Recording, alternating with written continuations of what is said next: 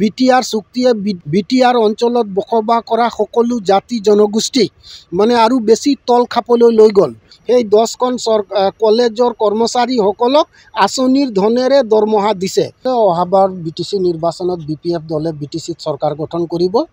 আমাৰ ওদালগুৰি জিলাত আমি প্ৰায় 5টা ওদালগুৰি পাৰ্টি জিলা হিচাপে আমি 5টা সিটত জয়যুক্ত হ'ম। আৰু 5 নং চেৰফাংটো যদি আপোনালোকে দেখিবলৈ যায়, আজিৰ দিনত যিজন মানে MCLA আছে তেখেতে একেবাৰে জনপ্ৰিয়তা হেৰুৱাইছে আৰু জনসাধাৰণৰ লগত তেখেতৰ কোনো ধৰণৰ সম্পৰ্ক নাই। জনসাধাৰণে বিচাৰিছে অতি সোনকালে নিৰ্বাচন হওক, যাতে জনসাধাৰণে বিচৰা ধৰণে তেওঁলোকৰ প্ৰতিনিধি নিৰ্বাচিত কৰিব পাৰে।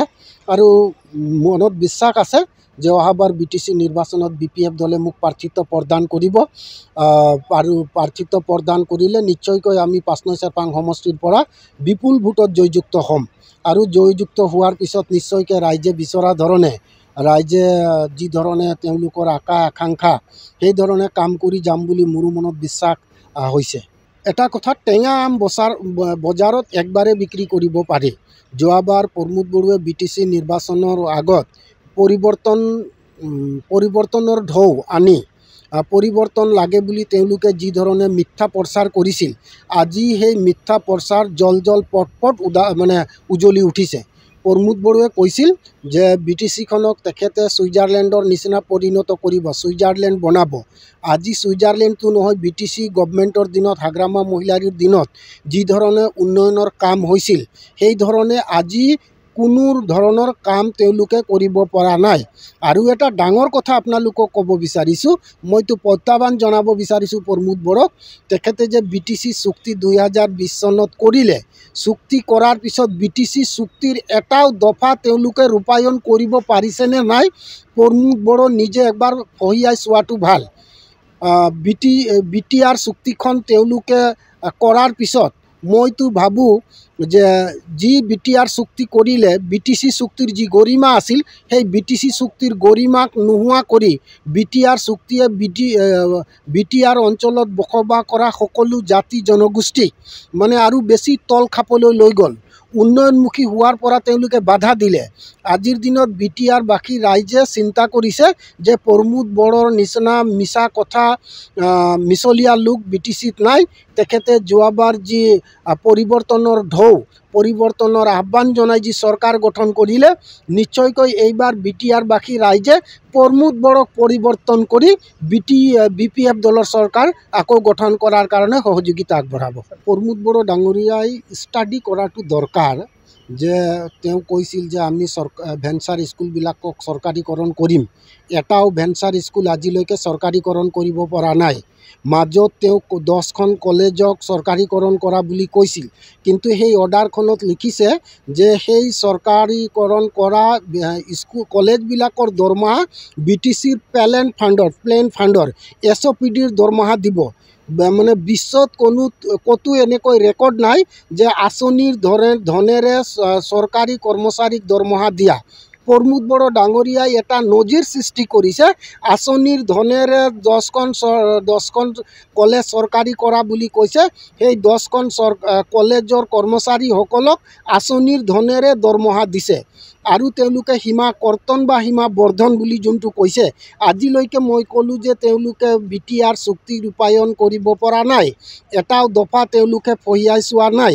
গতিকে BTR চুক্তি আজিৰ দিনত নিষ্ফল। এই কথা প্ৰমোদ বড়ো ডাঙৰীয়াই মানে নিজে মানে এজন জ্ঞানী লোক হিচাপে মানে উনুকিয়াই চোৱাটো বেছি ভাল। যিহেতু ভাৰতবৰ্ষ এখন গণতান্ত্ৰিক ৰাষ্ট্ৰ, ইয়াত নিশ্চয় যিকোনো লোকে ৰাজনৈতিক দল গঠন কৰিব পাৰে। কিন্তু যিসকলে ৰাজনৈতিক দল গঠন কৰিছে, মই নাজানো তেওঁলোকে কিমান অভিজ্ঞ। আৰু এই কম দিনৰ ভিতৰত এটা ৰাজনৈতিক দল খুলি তেওঁলোকে যে BTCত চৰকাৰ গঠন কৰিব পাৰিব, মইতো আশা ক্ষীণ দেখিছোঁ। তেওঁলোকে ভালকৈ চিন্তা চৰ্চা কৰক, BTCবাসী ৰাইজৰ লগত কথা পাতক, BTCবাসী ৰাইজৰ মানে মৰ্ম বেদনাবিলাক তেওঁলোকে অনুভৱ কৰক, ৰাইজৰ মাজত যাওক, তাৰপিছত তেওঁলোকে নতুন দল গঠন কৰাৰ কাৰণে চিন্তা চৰ্চা কৰক।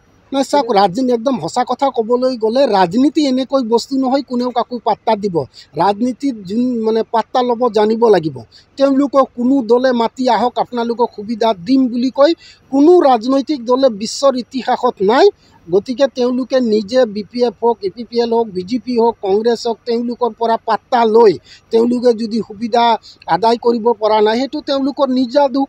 আৰু তেওঁলোকে যে নতুন দল গঠন কৰিছে, তেওঁলোকে ক'ব পাৰিব নেকি যে BTC অঞ্চলত যিমান লোক আছে আমি সকলোকে পাত্তা দিম, সকলোকে একে সমান সুবিধা দিম, সকলোকে আমি BTCৰ চিফ বনাম, সকলোকে আমি EM বনাম। BTCৰ 14জন EM হয়, তেওঁলোকে 14জন EM দিব। বাকী লোকে তেওঁলোকে EM দিব পাৰিব নেকি? BTCত এজন চিফ হ'ব, 10জনে যদি চিফ ওলায় তেওঁলোকে 10জনক কেনেকৈ চিফ বনাব পাৰিব?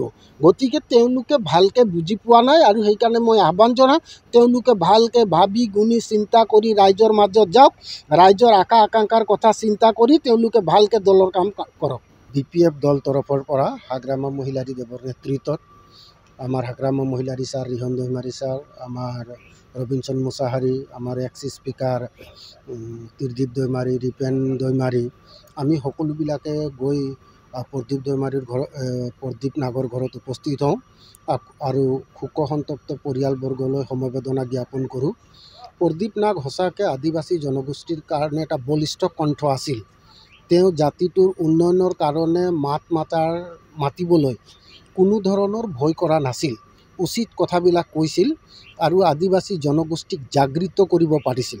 আজি আপোনালোকক এটা কথা মই গৌৰৱেৰে জনাব বিচাৰিছোঁ, মানে আশা জন্মৰ আগত অসমত বসবাস কৰা আদিবাসী জনগোষ্ঠীসকলক চাহ জনগোষ্ঠী কুলি নামেৰে নামাকৰণ কৰিছিল। চাহ জনগোষ্ঠী বা কুলি নামেৰে মানুহবিলাকে মাতিছিল।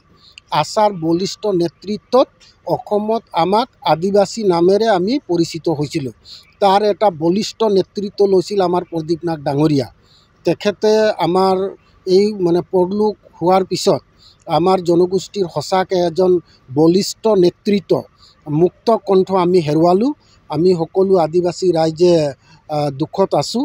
আশা ৰাখিছোঁ যে ভৱিষ্যত দিনত আৰু ভাল নেতা আশাৰ পৰা আহিব। গতিকে আকৌ এবাৰ মই প্ৰদীপ নাগৰ পৰিয়াললৈ আমি সমবেদনা জ্ঞাপন কৰিছোঁ আৰু প্ৰদীপ নাগেও যাতে স্বৰ্গত বৈকুণ্ঠত শান্তি লাভ কৰে তাৰ কাৰণে ঈশ্বৰৰ ওচৰত প্ৰাৰ্থনা জনাইছোঁ।